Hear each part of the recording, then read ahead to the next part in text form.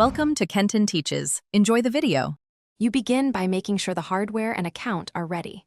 Plug in your Echo, connect it to the same Wi-Fi as your phone, and sign into the Alexa app.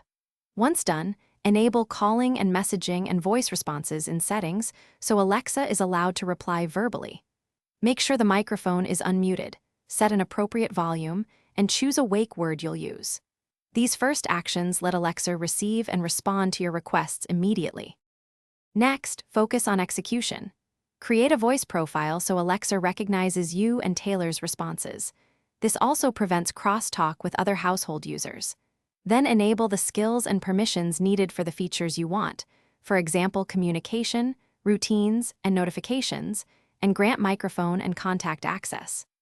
Once enabled, configure follow-up mode or brief mode to control how Alexa continues or shortens replies. Test short commands and one-step routines to confirm the middle layer of functionality works smoothly. Finally, validate the full experience by running varied commands.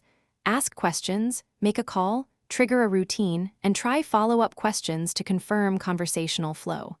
If Alexa doesn't talk back as expected, reboot the Echo, verify Wi-Fi and app permissions, and install any pending device updates. Make sure volume and do not disturb are correct.